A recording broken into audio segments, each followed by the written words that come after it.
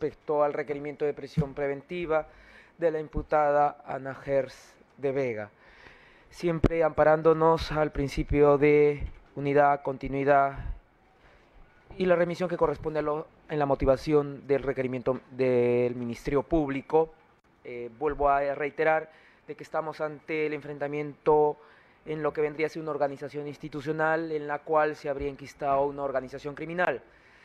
La organización institucional, como ya lo he indicado, está registrado o está establecido en el Estatuto de Fuerza 2011 que había sido remitido con el oficio 3288-2018-DNROP del Barrio Rico a Jurado Nacional de Elecciones, que nos fue remitido el 12 de febrero del 2018.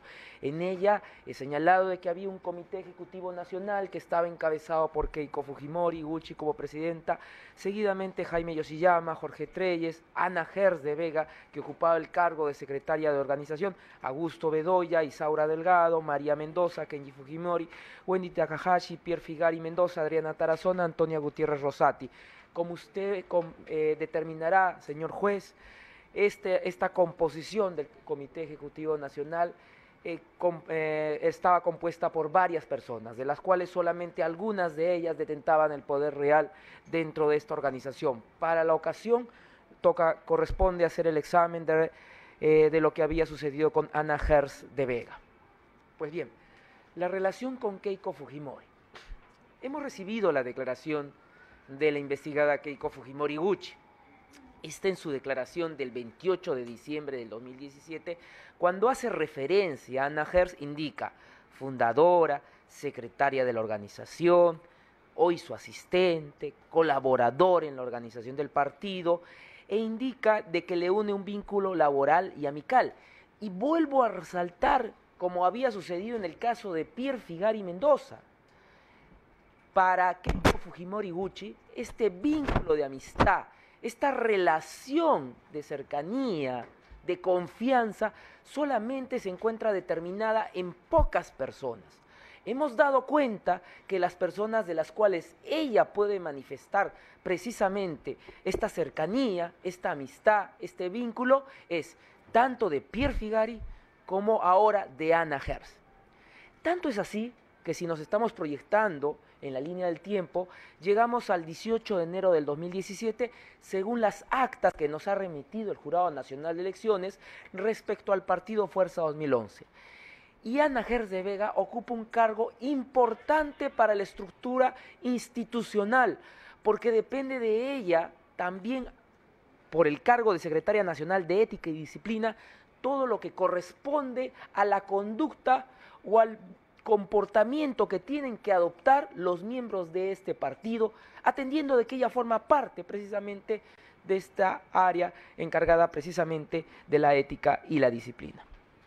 Pero esta relación no solamente se demuestra con estas dos evidencias, sino que además de tener esta vinculación en el partido, esta vinculación en esta entidad, hemos determinado de que esa cercanía también se debe a la participación que ambas tienen, tanto Ana Gers de Vega con Pierre Figari y Keiko Sofía Fujimori Gucci en el Instituto para el Desarrollo con Inclusión IDCI, que se encuentra registrado o se encuentra inscrito en la partida registral 1268-596. Cuando se le ha preguntado a Keiko Sofía Fujimori Gucci respecto a esta institución, ella ha señalado que el instituto fue creado a mediados del año 2011. Estamos determinando que la temporalidad precisamente data de varios años. Indica que fue para fomentar y desarrollar eventos educativos, culturales, artísticos y de inclusión social al momento de su creación. El consejo directivo estaba conformado por Ana Gers y Pierre Figari.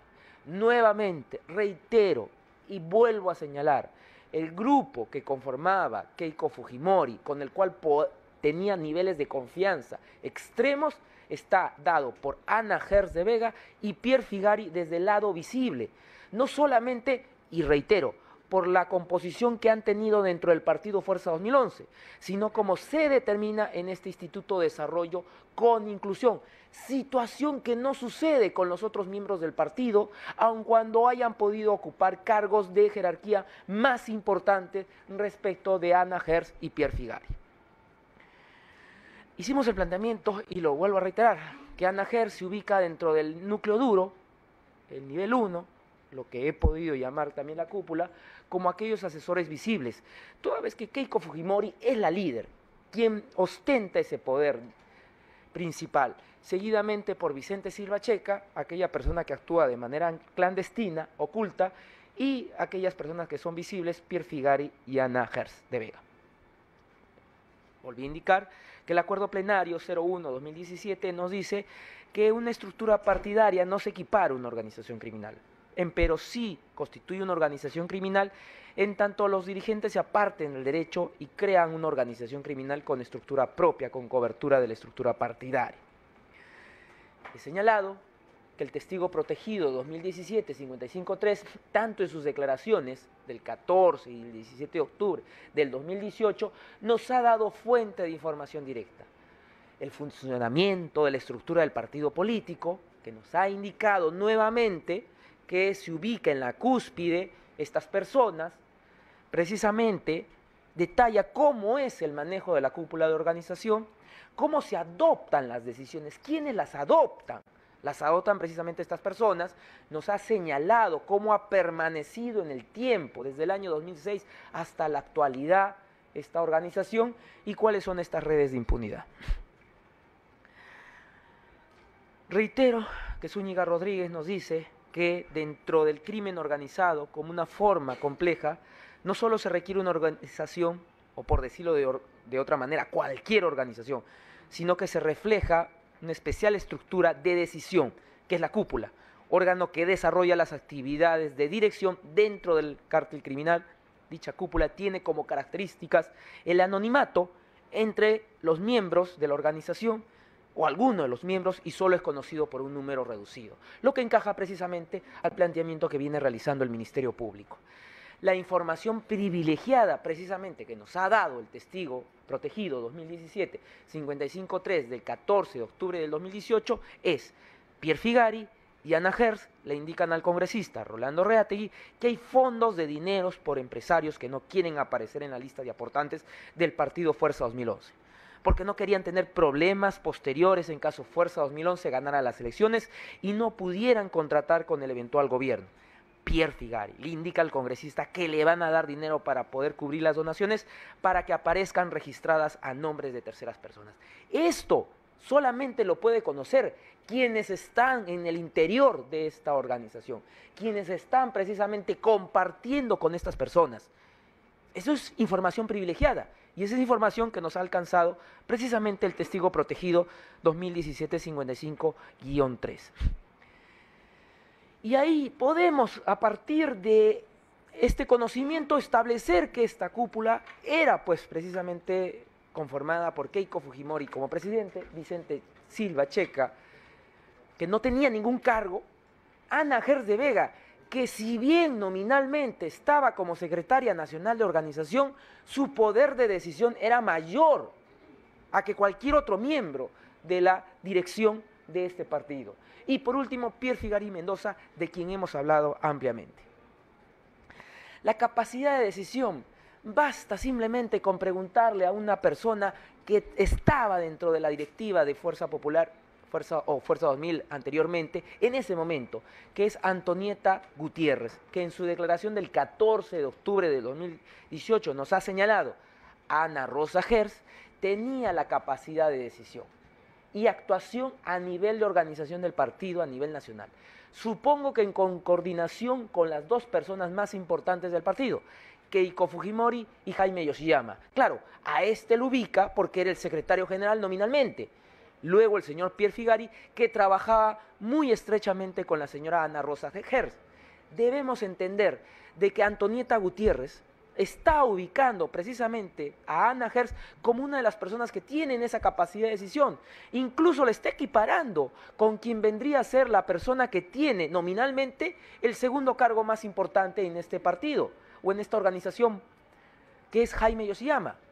Y nos está identificando precisamente que Ana Gers de Vega trabaja estrechamente con Pierre Figari, lo que finalmente corrobora lo que estaba viniendo o lo que estaba indicando el testigo protegido de esta cúpula de poder.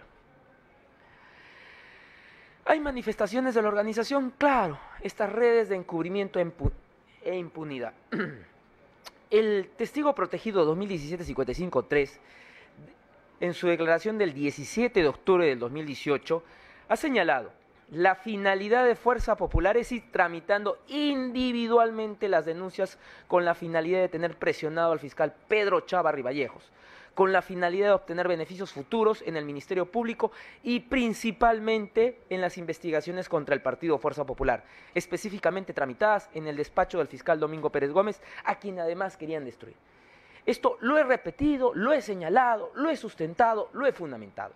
Pero además ha quedado corroborado porque el propio testigo protegido hace entrega de chats del grupo de conversación de La Botica, en donde se manifiesta precisamente lo que hemos sido testigos, no solamente por las evidencias documentales, testimoniales que le estamos poniendo a disposición de usted, señor juez, sino de aquellos hechos notorios que públicamente se vienen tomando conocimiento. Pero además tenemos el testigo protegido 2017-55-4 del 16 de octubre del 2018, en donde él ha certificado la reunión que ha sostenido César Inostroza con Keiko Fujimori, precisamente para obtener algún tipo de beneficio respecto a las investigaciones que se estaban siguiendo contra esta última. Hago mención sobre la participación de Giovanni Mato Monge. Su declaración el 16 de octubre del 2018. Él señaló, después de lo sucedido con César Inostroza, que había sido destituido por el problema de los cuellos blancos, yo le pregunté si estaba preocupado por eso. Y Jorge Yoshiyama me indicó que sí estaba preocupado y ahora podía pasar cualquier cosa. Y acá me voy a detener unos breves segundos. Esto es lo que ha indicado Giovanni Mato Monge el 16 de octubre del 2018. Esto es lo que ha señalado Giovanni Mato Monge en presencia de su abogado con todas las garantías que le brinda el Ministerio Público. Y yo advierto a la defensa que cualquier acto para interferir en la libre voluntad que pueda tener Giovanni Mato Monge va a ser denunciado en su momento. Cualquier acto de acercamiento hacia Giovanni Mato Monge para que haga un cambio de defensa, para que antes de la segunda instancia presenten cualquier tipo de declaración certificada ante notario, de rectificación de testimonio o ampliación de su declaración de imputado para señalar de que va a corregir cualquier mención dicha ante el Ministerio Público, ya lo estoy advirtiendo el día de hoy, que esos actos precisamente son los que el Ministerio Público está denunciando como peligro de obstaculización y manifestaciones de impunidad de la organización. Es cierto que esta audiencia se ha ido prolongando, lo cual me va a permitir poner a conocimiento al señor juez estos actos de acercamiento respecto a esta persona, Giovanni Mato Monge. Y no solamente de él, lo advierto, de cualquier otra persona que haya declarado ante el Ministerio Público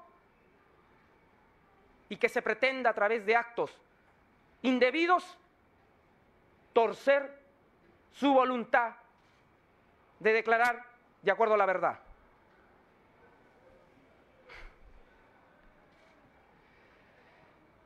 ¿Y por qué lo digo, señor magistrado? Basta simplemente ver lo que sucedió en el allanamiento de la vivienda de Ana Gers de Vega, ocurrido en Avenida Manuel Prado Ugarteche, 988, urbanización La Estancia, La Molina. Se estaba realizando la diligencia y se tuvo que dejar constancia precisamente de este tipo de intromisión que linda precisamente con las tipologías de las organizaciones criminales, aun cuando lo voy a resaltar nuevamente para el tercer presupuesto procesal.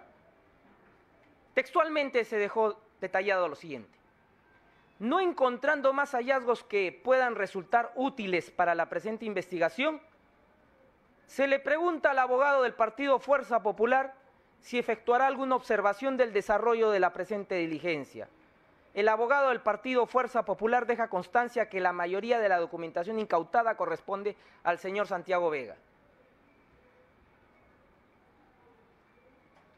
¿Por qué el abogado del partido Fuerza Popular, a pesar de la indicación que había realizado el representante del Ministerio Público titular de la oficina, tuvo que ingresar a esta actuación que solamente correspondía a Ana Gers de Vega como persona afectada?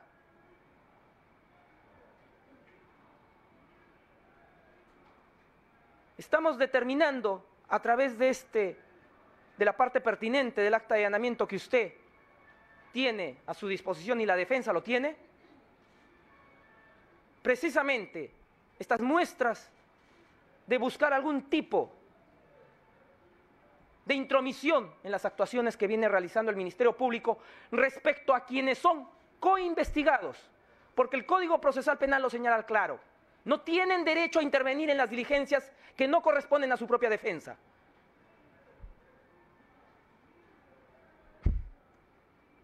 Es que ese es precisamente el objetivo de esta organización, que se ha enquistado en el Partido Fuerza 2011, que tiene entre sus objetivos obtener poder político, que ha recibido aportes provenientes de actos de corrupción ejercidos por la empresa Odebrecht para retribuirlos mediante obras sobrevaluadas, fiscalización legislativa laxa o ineficiente control judicial.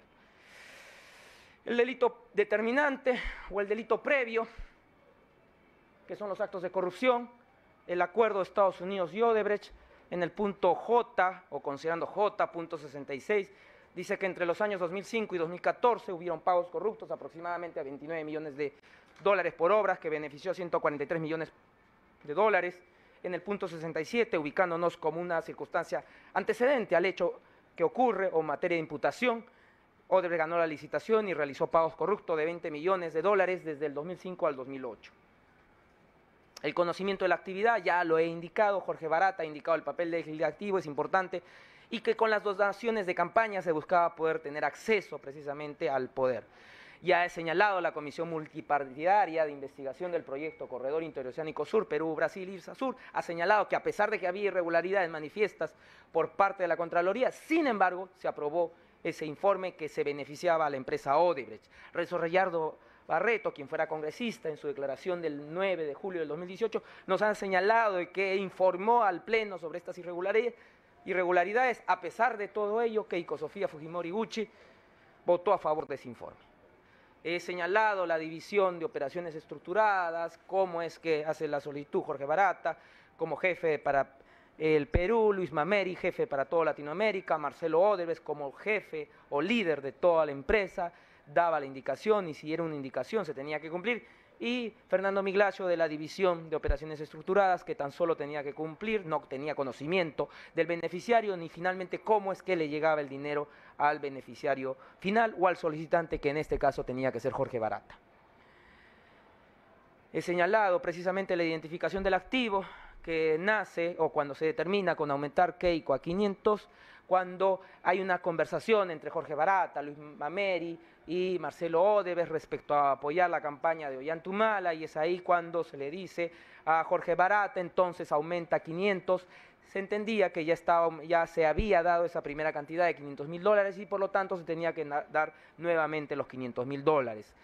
Luis Mameri hace esta aprobación o estas dos aprobaciones respecto a Jorge Barata y por lo tanto solamente el Departamento de Divisiones Estructuradas tenía que cumplirlo. Que buscaba Odebrecht precisamente que con los aportes de campaña puedan ser bien tratados Y esto lo hemos determinado precisamente porque el informe de la Comisión Investigadora del año 2011 al año 2016 no ha determinado ningún tipo de responsabilidades. Lo he reiterado en el desarrollo de estas continuas sesiones de audiencia. Solicité con el oficio 067-2018-2019 ADP/PCR del 19 de septiembre del 2018. Ese oficio es la respuesta con el cual hemos solicitado reiteradamente al Congreso de la República, y con ese oficio el presidente del Legislativo, Daniel Salaverry, nos indicó de que no se remitía precisamente la documentación solicitada, toda vez de que formaba parte del acervo documental de la comisión investigadora conocida como la Comisión Lavajato. Los captadores del activo, como sabemos, está señalado por Jorge Barata como Jaime Yoshiyama y Augusto Bedoya, que ha señalado precisamente que las coordinaciones fueron hechas con el señor Yoshiyama. Jaime Yoshiyama ya me estaba esperando para recibirlo en una casa. Ese dinero fue entregado para la campaña, es decir, para la campaña del partido, para la campaña de la señora Keiko Fujimori.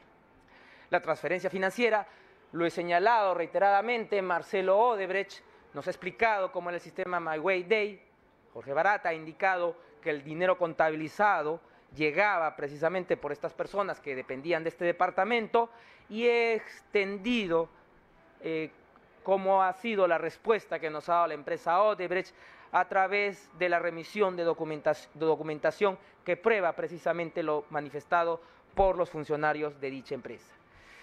He señalado las comunicaciones telefónicas que en efecto han sostenido entre Jaime Yoshiyama y Jorge Barata a través de la identificación de los números de Yoshiyama 99 83 77 75, la carta CNO 93-2018-LC del 3 de abril del 2018, en el donde se señala el número que empleaba Jorge Barata con la comparación de la carta de Claro del 18 de junio del 2018, determinamos que el número de Jorge Barata era 99 75 73 426.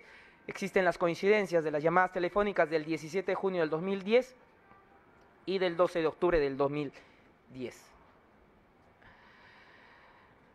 Finalmente, he hecho mención de que, en efecto, no podemos negar de esta vinculación que tiene Jaime Yoshiyama con Jorge Barata, toda vez que en el allanamiento a su vivienda de calle Las Moreras 361 se halló precisamente documentación que vinculaba a dicho imputado con la empresa. Jorge Barata ha indicado, además, de que había hecho un aporte por intermedio de la CONFIEP. Esto se ha corroborado precisamente con los actos realizados con las personas vinculadas a dicha entidad. Lo que buscaba Jorge Barata, a través de evadir cualquier tipo de sistema financiero, era evadir precisamente el control de las autoridades.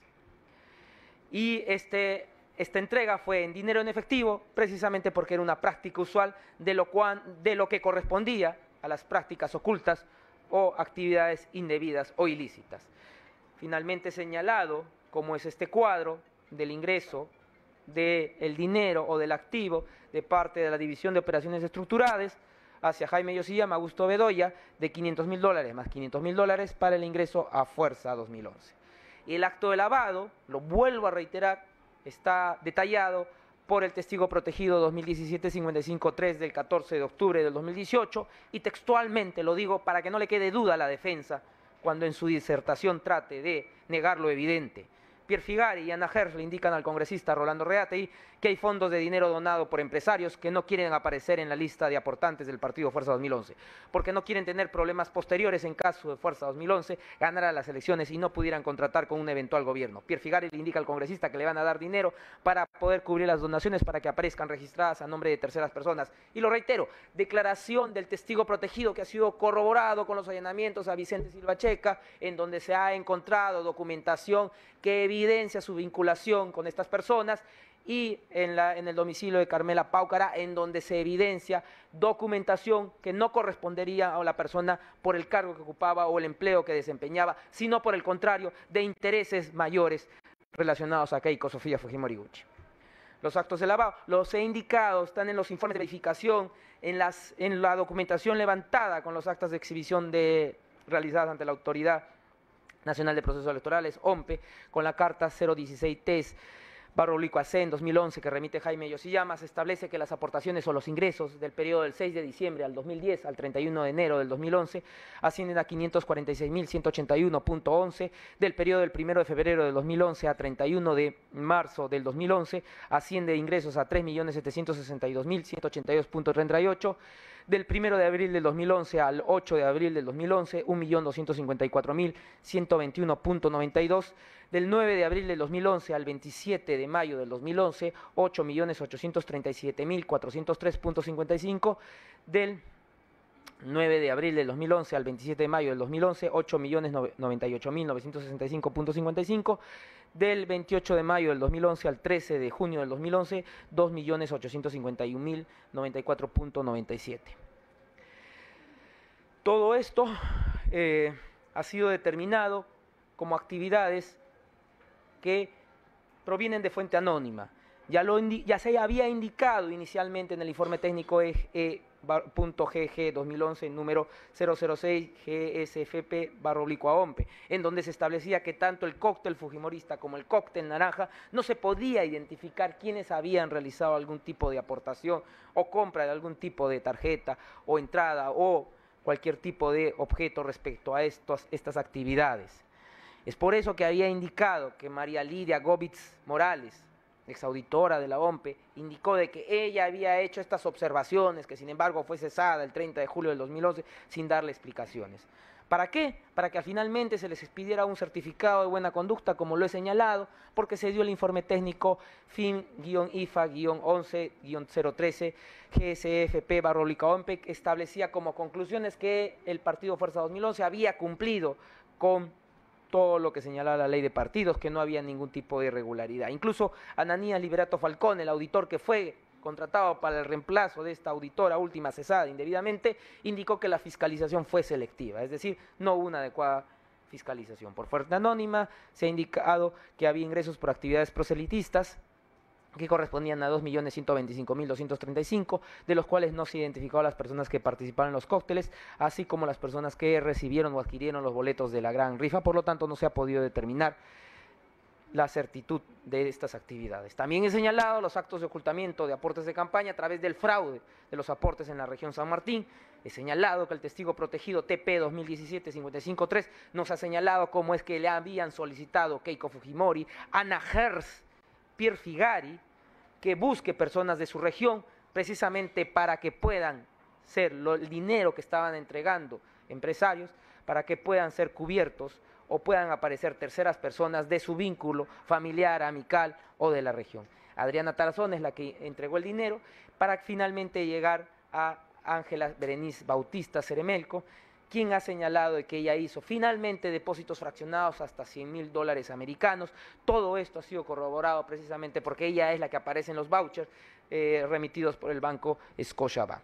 Esto de la misma manera sucedió en Lima, esto lo estamos conociendo como el factor Jorge Yoshiyama, toda vez de que sucede de la misma manera. Por eso es una especial importancia a lo que declaró Eric Giovanni Mato, monje. Y eso es por eso mi llamada de atención, mi levantamiento precisamente de atención respecto a la situación de Eric Giovanni Mato monje, porque lo tengo que decir el día de hoy, para que el día de mañana no suceda una circunstancia en donde se presente un documento notarial de rectificación de manifestación, en donde se solicite ampliación de declaración con otro abogado defensor, o que se presente cualquier circunstancia en la cual se alega que esa persona habría brindado un testimonio o una manifestación no voluntaria. Y qué coincidencia, ahora que se están sucediendo circunstancias que están afectando precisamente el libre desarrollo de una investigación, suceden cuestiones que el Ministerio Público va tomando conocimiento, pero que oportunamente, si es que la audiencia se sigue prolongando, va a poner documentalmente a su alcance, señor juez. Y en su declaración del 16 de octubre del 2018 había señalado precisamente cómo es que a través de Jorge Yoshiyama Sasaki le solicitaba que realizara esta búsqueda de aportantes entre amigos, familiares, como lo decía Jorge Yoshiyama Sasaki, lealtades. De la misma manera, Giancarlo Bertini Vivanco incluso solicitó a quien fuera su cónyuge para que se prestase a estos actos indebidos. Como lo dice precisamente ella, Patricia Copero del Valle, en su declaración del 18 de octubre del 2018. Jorge Yoshiyama Sasaki estaba preocupado por la campaña, mencionaba que les estaban faltando dinero sobre algunas coordinaciones que hacía con su tío Jaime Yoshiyama, que las encuestas eran desfavorables. También nos decía que le acababa de llamar su tío Jaime Yoshiyama para preguntarle cómo iban los depósitos de dinero. Claro, y lo digo ¿por qué? Porque Daniel Mellado, en su declaración del 13 de noviembre del 2018, lo ha reconocido con su defensa, con su abogado.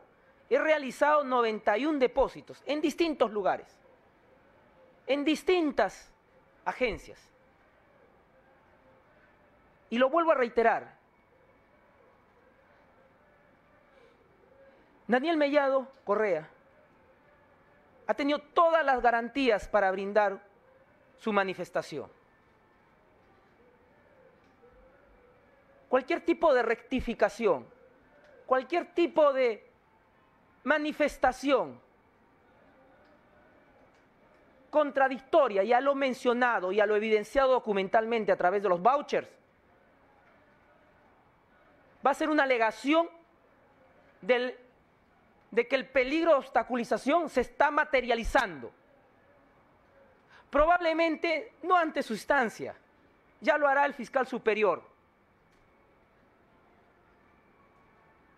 Porque de llegar la documentación, de llegar esa información precisamente, de ese nivel de acercamiento que ya vienen teniendo los investigados, o los intereses de los investigados,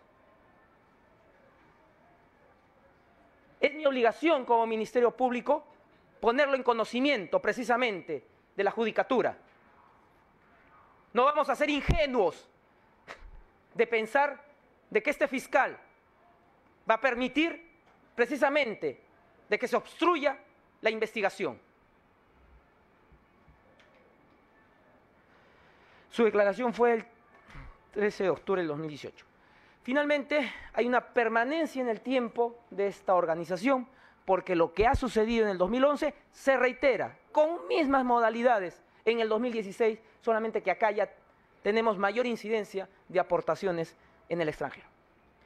Finalmente, Dana Herzberga, en su condición de asesor de la cúpula de poder liderado por Keiko Fujimori Gucci dentro de la estructura política de Fuerza 2011, ha tenido poder de decisión en temas más relevantes de Fuerza 2011, conforme ha señalado el testigo protegido en su declaración del 14 de octubre del 2018, lo que nos permite determinar precisamente con un alto grado de probabilidad que ha participado de forma activa dentro de la organización, precisamente brindando esta asistencia, esta asesoría, estos actos que han contribuido precisamente en calidad de secretaria de organización, pero como persona visible en el asesoramiento de Keiko Sofía Fujimori para los actos precisamente de ocultamiento del $1.000.000 entregados por la empresa Odebrecht. Finalmente, se ha imputado el lavado de activos previstos en la ley 27.765 con la modificatoria del decreto legislativo 986 en la forma agravada de organización criminal, toda vez de que se han realizado estos actos precisamente de encubrimiento del $1.000.000 para evitar la identificación o dificultar su incautación, teniendo conocimiento del origen ilícito de lo mismo. Eso sería respecto al primer presupuesto procesal, señor juez. Muy bien, vamos a cobrar el traslado, ¿ya? Me tomas el tiempo, ¿ya? ¿Qué tiempo ha tomado la Fiscalía, ya? Adelante. ¿Sí? Si me pueden ayudar para... Por favor, puedes llamar a soporte técnico, ya unos minutos, ¿ya? Aquí está soporte técnico, de inmediato.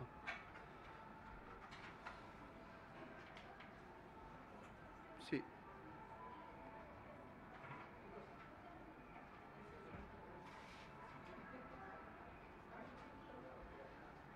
¿Esta grabación? ¿Sí?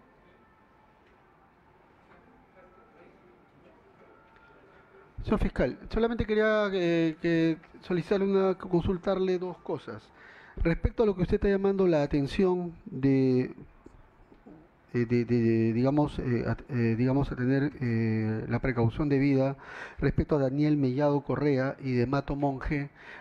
¿Hay algún pedido que hayan hecho ellos para solicitar una declaración? En ¿Una este ampliación? momento lo digo, señor juez. El día de hoy la defensa de Mato Monge ha presentado un escrito en el cual pone en conocimiento que ha dejado de defender los intereses de dicha persona. Atendiendo que este escrito ha ingresado en la tarde, estoy haciendo los actos de corroboración correspondientes para presentarlo el día de mañana. Me va a alcanzar, por favor, ¿ya? El escrito y el letrado que está presentando, ¿ya? El letrado es el que lo ha estado asistiendo, que con este escrito ha dejado de patrocinarlo el día de hoy. Y en el caso de Daniel Mellado, el día de hoy se ha presentado con su abogado defensor a la audiencia precisamente de recusación, haciendo un planteamiento distinto al del Ministerio Público. Lo digo ¿por qué, señor juez? Porque hay procesos especiales y entendemos que cuando hay procesos especiales hay actos de colaboración con la Administración de Justicia. Muy bien, de todas maneras también me va a alcanzar, ¿ya? Lo que ha presentado una y otra parte, ¿ya? Muy bien, vamos a correr. ¿Ya está todo listo? Muy bien, doctor. ¿Qué tiempo ha tomado la Fiscalía, por favor? 28. Muy bien. Se le corre el traslado, doctor. Adelante. Perfecto, señoría. He escuchado con atención la disertación sobre la organización criminal, que ha tomado más o menos 26 minutos, y 2 minutos sobre Ana Rosa Gers Garfias de Vega.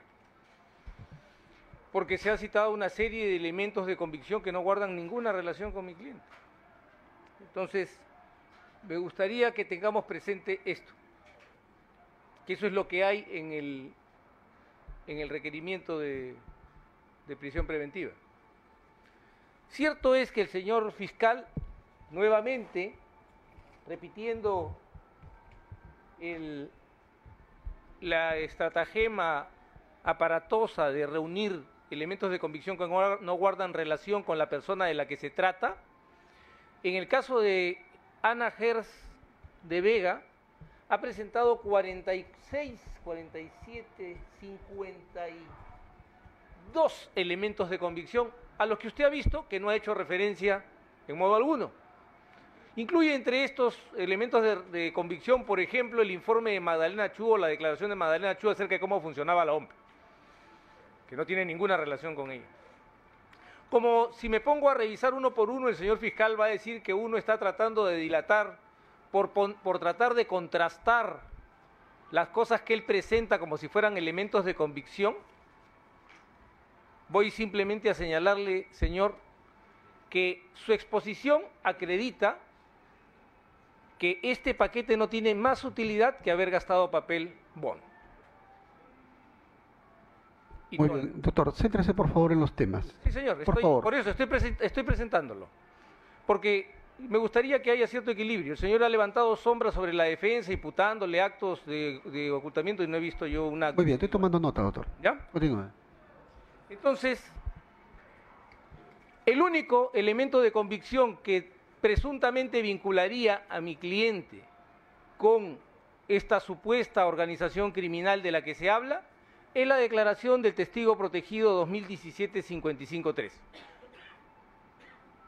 Es todo lo que hay. Porque cita también la declaración de Antonieta Gutiérrez Rosati, quien, como usted ha podido leer y oír, dice que la señora Ana Gers tenía poder de decisión en el nivel organizativo del partido. Y eso no puede llamarle la atención a nadie, porque ella era la secretaria nacional de organización de Fuerza 2011. Y entonces resulta importante explicar, como en este caso, cómo funciona una organización partidaria. Una organización partidaria, por lo general, tiene un órgano supremo que es su Congreso Nacional. Debajo de este Congreso Nacional están las convenciones, que suelen ser o electorales, o doctrinarias, o ideológicas. Debajo de estas convenciones se encuentran los plenarios, que son las reuniones de todos los dirigentes de la nación. debajo de este plenario se encuentra el Comité Ejecutivo Nacional, que puede tener un presidente o un secretario general y diversos secretarios según áreas de interés o de desarrollo político. Existen secretarías que tienen que ver, repito, con lo que es la actividad política hacia afuera y secretarías que tienen que ver con la actividad política hacia adentro de la organización. Una de las secretarías centrales en un movimiento político es la Secretaría Nacional de Organización en términos orgánicos. ¿Por qué? Porque a la Secretaría Nacional de Organización le corresponde, señor, hacer el trato o la relación y controlar el funcionamiento permanente de los órganos territoriales de los partidos, es decir, comités ejecutivos regionales, comités ejecutivos provinciales, comités ejecutivos distritales y comités ejecutivos sectorales. A propósito del funcionamiento de estas instancias de funcionamiento del partido, la señora Gers era la secretaria nacional de organización y tenía que tomar decisiones acerca de la organización partidaria. Porque la organización no solo es organización, sino también movilización, y particularmente en los partidos que participan en campañas electorales. Le corresponde a la Secretaría Nacional de Organización no solamente establecer o distribuir la repartición territorial de los partidos, sino además garantizar su movilización política, porque parte de la acción política es movilizar personas. Entonces, su señoría, como usted comprenderá, cuando la señora Antonieta González Rosati habla de que la señora Ana Rosa Gers Garfias de Vega tomaba decisiones organizativas, se estaba refiriendo a las decisiones que tienen que ver con la organización del partido político Fuerza 2011, hoy Fuerza Popular. Nada más ha dicho la señora Antonieta González Rosati respecto de Ana Gers de Vega. Cosa distinta ocurre con el señor testigo protegido 2017-55-3, quien nos da cuenta de las actividades delictivas del congresista Rolando Reategui Flores, quien, según su versión, buscaba aportantes para entregarles dinero para que hicieran falsos aportes, versión que sí se ha visto corroborada y que me imagino, señor, porque si no lo ha hecho el señor fiscal, tendremos que pedirlo nosotros al amparo del artículo 453, inciso 2 del Código Procesal Penal, que dice que si al calificar la denuncia, el informe policial o las indagaciones preliminares, o si en el curso del proceso se advierte que el imputado está incurso en las disposiciones del artículo anterior, se refiere a que sea parte del los artículos 99 y 100 de la Constitución, el juez de oficio o a petición de parte, previa audiencia, elevará los actuados respectivos de aquel al presidente de la Corte Superior correspondiente para que por su conducto se eleven las actuaciones al Congreso o al Tribunal Constitucional según el caso, a fin de que se expida la resolución de autorización de procesamiento.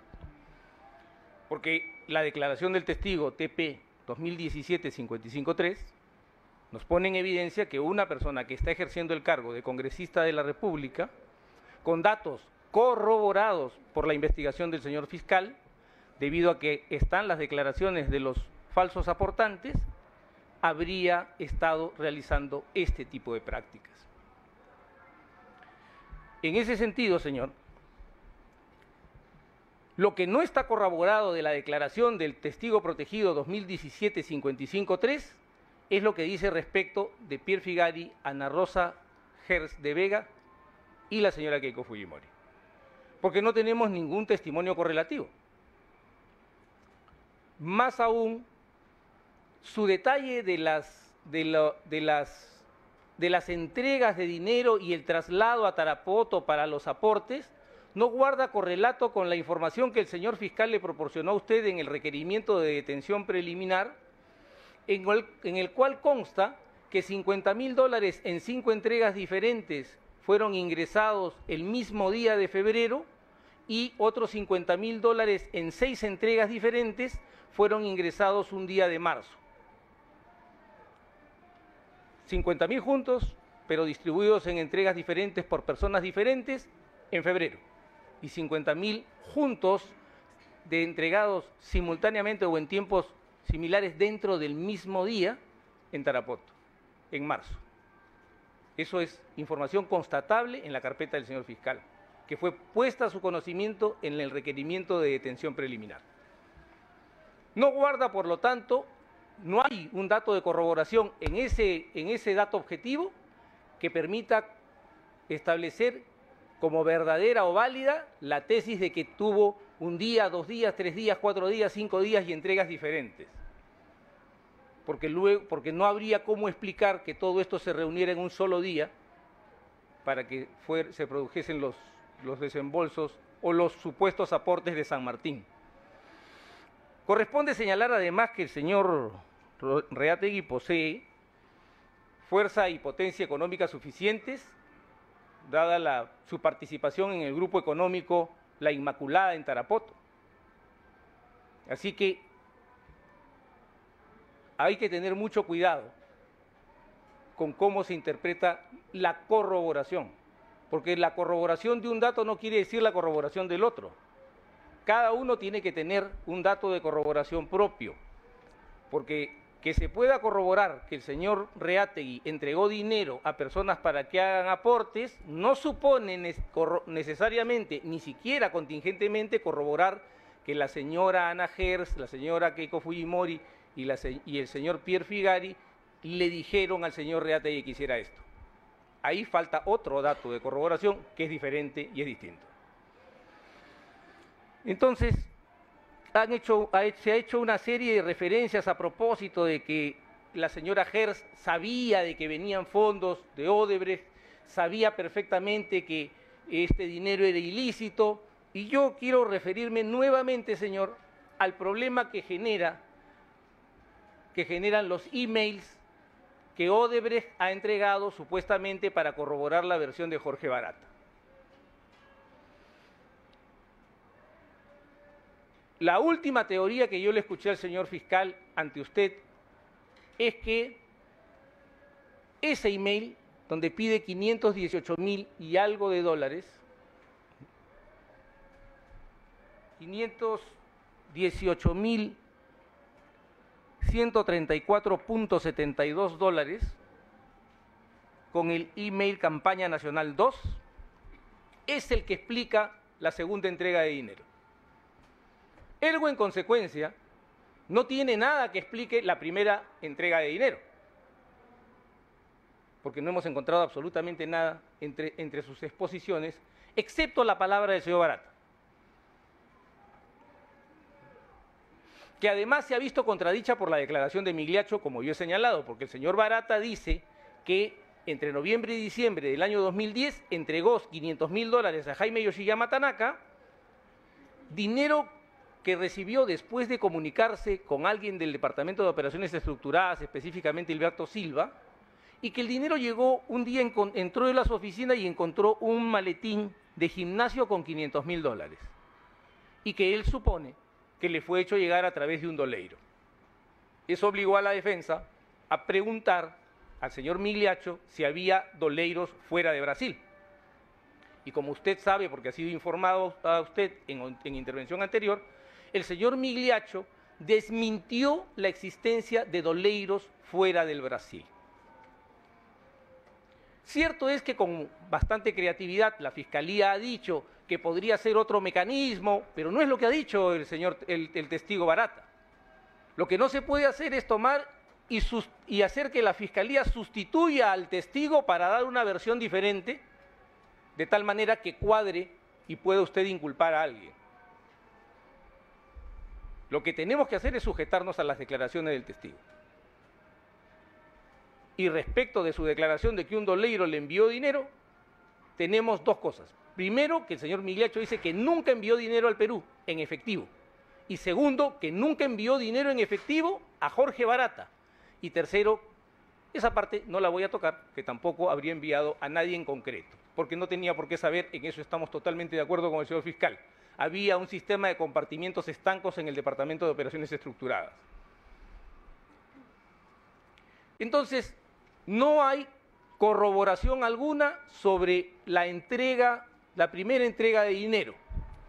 Y respecto de la segunda entrega de dinero, señor, le pido que me siga un momento con este cuadro.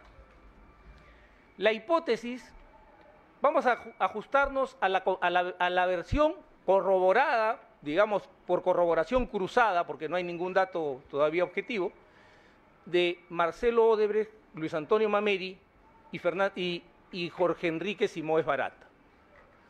Esta versión nos dice que un día Mameri comunica a Barata que entregará $3 millones a Ollanta Humala.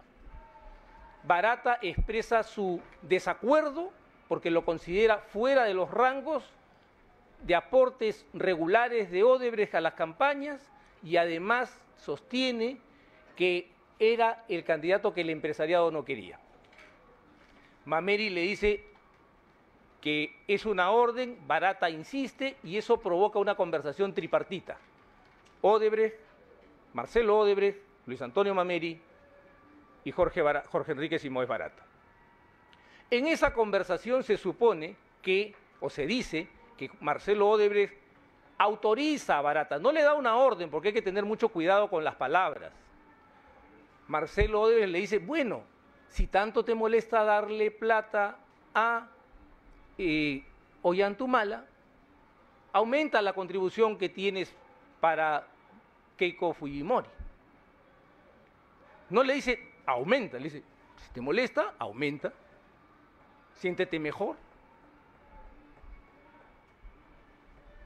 Producto de eso, siguiendo el trámite regular, entre comillas, de cómo operaba el Departamento de Operaciones Estructuradas, el señor Barata hace un email, el email Campaña Nacional, según la versión de Barata y de Mameri, y dispara ese email. Nos han presentado, señor, hemos sabido en los medios de comunicación, se ha publicado, porque el Ministerio Público lo ha filtrado hacia los medios, no puedo ser yo, la defensa no puede haber sido, porque no lo tenemos, el email del 27 de abril del 2011, remitido por Jorge Enrique Simoes Barata a Luis Antonio Mameri a las 17:47. En ese email Barata le solicita a Mameri autorización para $4 millones en la campaña política del Perú, en la campaña electoral del Perú.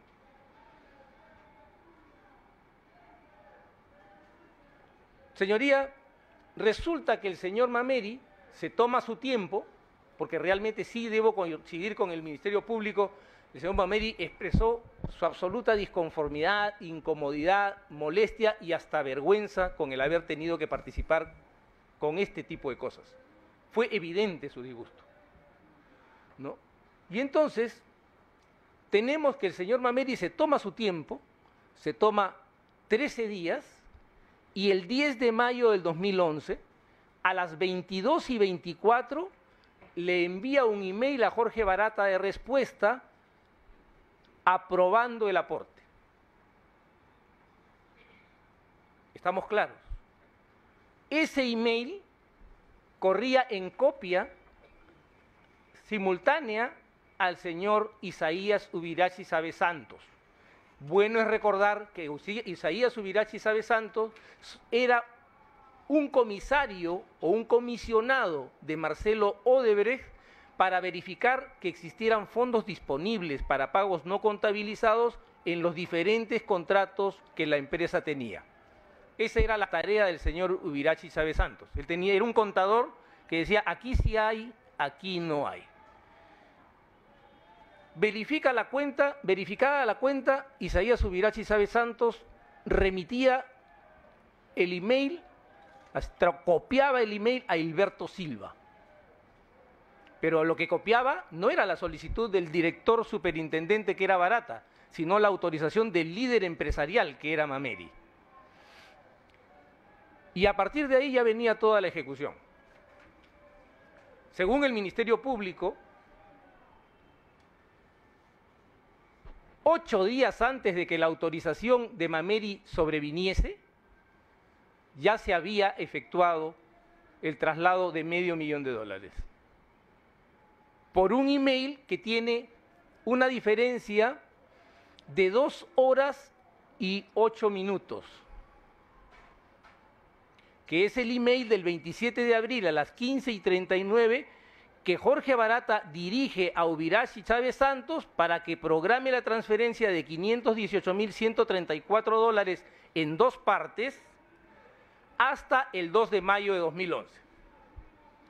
A mí me parece evidente, señor, que esta es una operación distinta de esta de acá, porque es evidente que aquí hay concatenación entre una y otra comunicación, en tanto que esta comunicación de acá es separada y aislada, por más que diga Campaña Nacional 2. ¿A quién se habrá dirigido? ¿A quién corresponderá? No lo sé.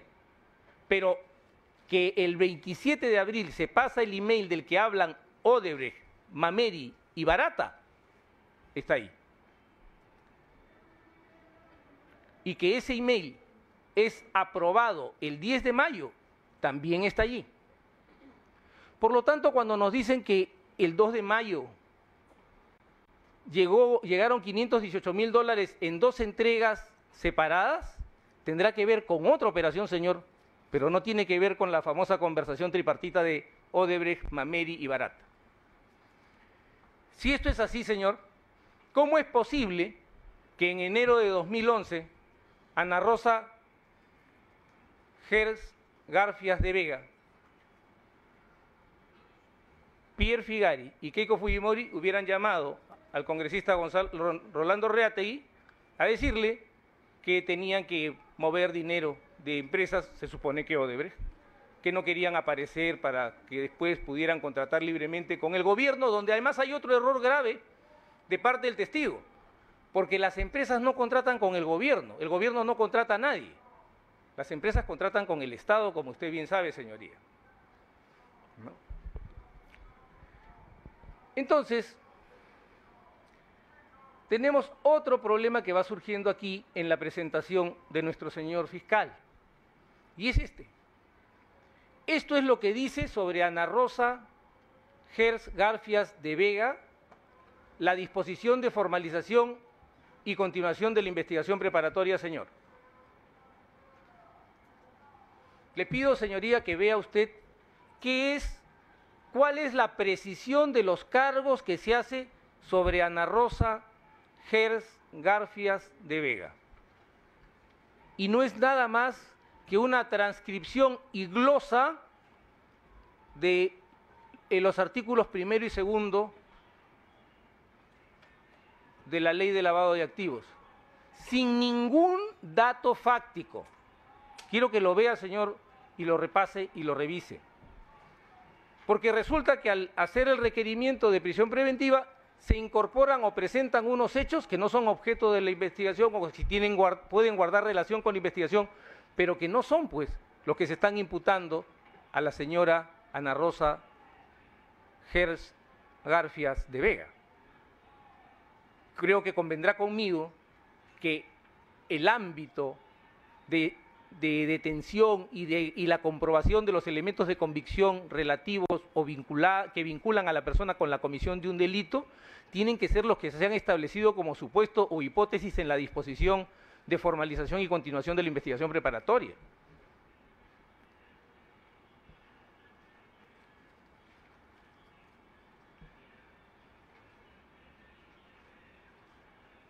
Convendrá también conmigo, señoría, que es posible que el señor fiscal hubiera modificado la disposición y le hubiera comunicado a usted la modificación. Y convendrá conmigo también, señoría, en que no es posible modificar la disposición de formalización e investigación preparatoria por medio de un requerimiento de prisión preventiva.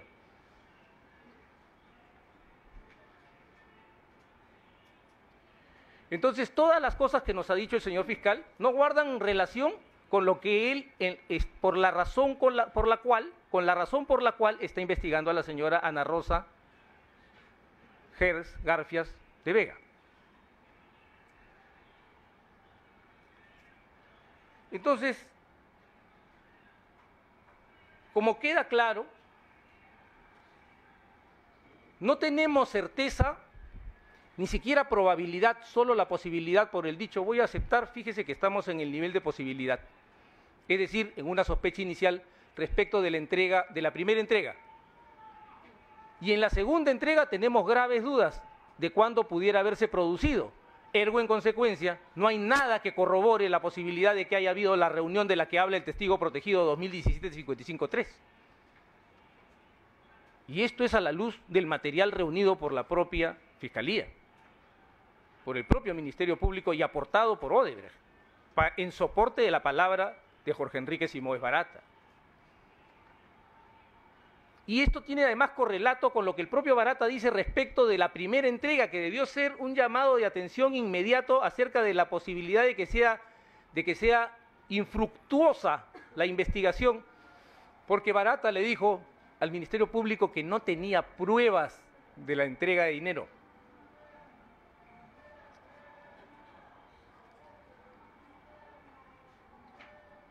Y ese dicho sí se está corroborando aquí.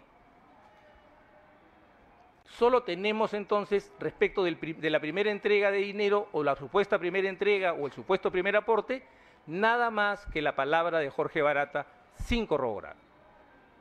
Y respecto del segundo aporte, lo que tenemos es una presentación de un email que contradice o se separa o dice algo distinto, más que contradecir, dice algo distinto de lo que sí corrobora el dicho de los tres interlocutores en la conversación que sostuvieran, de la que nos hablan tanto Mameri, Odebrecht y Barata.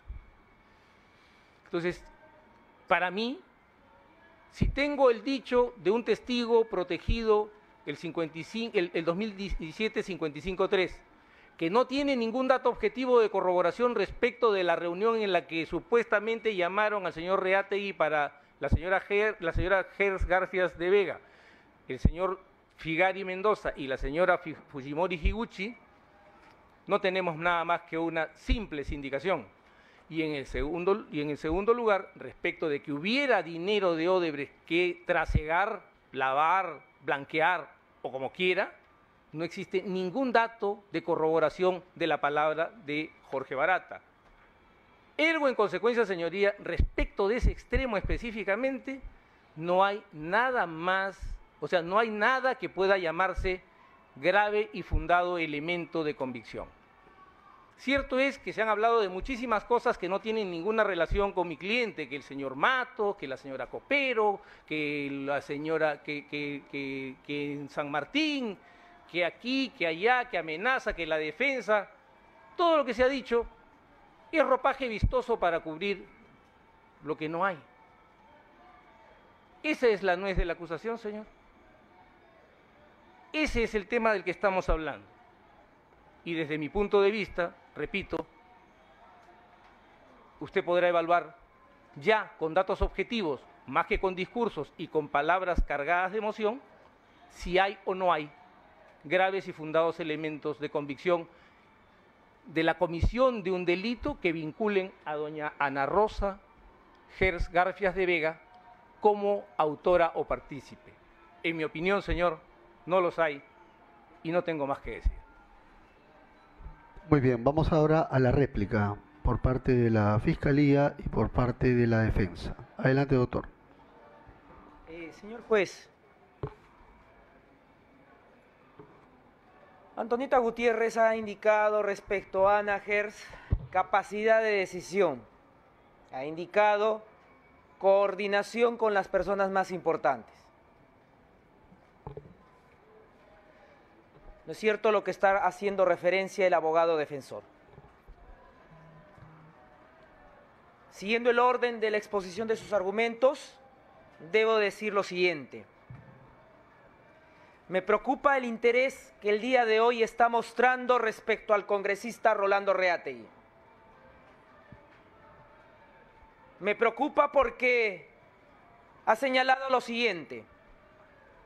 Ha demandado de usted que de oficio eleve las actuaciones al Congreso de la República para el procesamiento del congresista. Me preocupa ¿por qué? Porque ha señalado sobre una participación de la Inmaculada de Tarapoto. Parte de la defensa o de la estrategia de la defensa, entiendo, es hacer una investigación también paralela respecto a las personas que son mencionadas en este proceso. ¿Qué le preocupa al abogado de la defensa respecto al congresista Rolando Reategui? ¿O ya se viene definiendo la causa en atribuir la responsabilidad solamente a quienes no tienen la cúpula de poder? Rolando Reategui y ellos con responsabilidad penal. Mato Monge y ellos con responsabilidad penal. Yoshiyama y familia con responsabilidad penal. Pero Keiko, Fujimori, Ana Hertz y Pierre Figari probablemente nos va a decir, no tenían conocimiento de lo que hacían los ejecutores de sus decisiones. No voy a debatir nuevamente la persistencia e insistencia respecto a cómo el dinero de Odebrecht llegó finalmente a Brat. Lo niego, es falso lo que está señalando. Nos señala una modalidad que probablemente habrá sido aquella utilizada para el pago de árbitros de los laudos. Por favor, yo estoy ordenando. Solamente se va a hacer referencia a lo que es materia de imputación, nada más. Continúe, fiscal. Señor magistrado, señor juez, Odebrecht ha tenido múltiples operaciones y he dado cuenta, desde lo que Marcelo Odebrecht señalaba como corrupción directa o ilícitos directos, a través de la contraprestación, el soborno, el pago, la coima, pero también había señalado indirecta, a través del apoyo a las campañas electorales.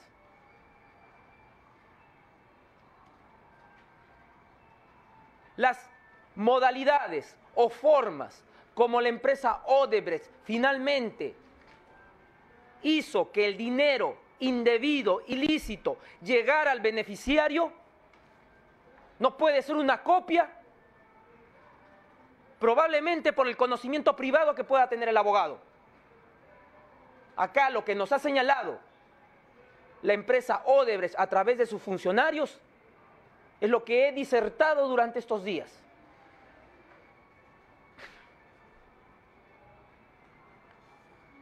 Porque incluso se atreve a calificar como disgusto de Luis Mameri, si era una práctica ya institucionalizada en la empresa Odebrecht, de realizar estas conductas ilícitas para obtener sus objetivos. ¿Cómo el abogado puede tener ese conocimiento privado de que era un disgusto? Disgusto habrá sido probablemente otra modalidad, que no es la que estoy mencionando. Señala también de que en la disposición, en lo que corresponde a Ana Hertz, no se precisa. Señor juez, la disposición es un solo cuerpo, un solo documento.